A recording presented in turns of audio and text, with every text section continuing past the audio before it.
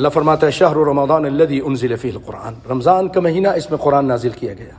بھائیو یاد رکھیے گا، رمضان کا مہینہ قرآن کا مہینہ، اسی میں قرآن نازل ہوا، قرآن اور رمضان۔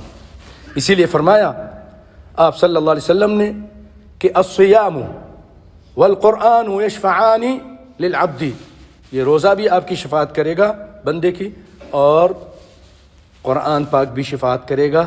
روزہ کہے گا میں اس کو کھانے سے روکتا تھا، شہوت سے روکتا تھا دن کے ٹائم، قرآن کہے گا میں اس کو رات کو سونے سے منع کرتا تھا، یہ قرآن پڑھتا تھا، تراویح پڑھتا تھا، اس طرح قرآن کی وجہ سے یہ رات کو کافی جاگتا تھا۔ تو اللہ تعالیٰ دونوں کی شفاعت قبول فرمائے گا۔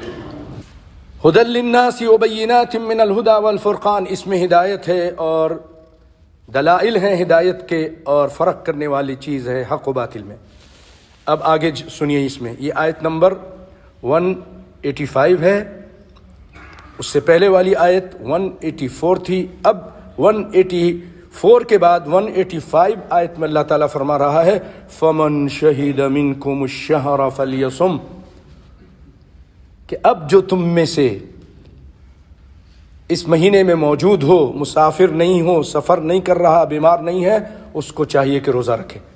حتمی فیصلہ، آخری فیصلہ آ گیا کہ روزہ رکھنا پڑے گا۔ اب ایک صحیح آدمی، ایک مقیم آدمی کے لیے فدیہ دینے سے کام نہیں چلے گا، اس کو روزہ رکھنا پڑے گا۔ پہلا حکم منسوخ ہو گیا۔ اور آگے بھی وہی فرمایا کہ وَمَنْ كَانَ مَرِيضًا أَوْ عَلَى سَفَرٍ فَعِدَّةٌ مِّنْ أَيَّامٍ أُخَرَ، ہاں اگر تم کوئی بیمار ہے، سفر میں ہے تو وہ بعد میں روزہ رکھ لے۔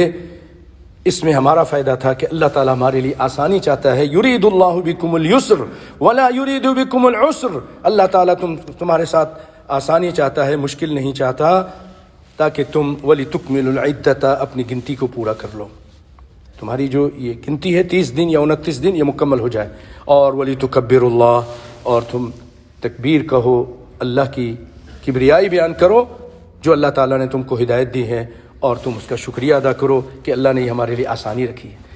دین محمدی میں بہت ساری آسانیاں ہیں بھائیوں، بہت ساری آسانیاں اللہ تعالیٰ نے رکھی ہیں۔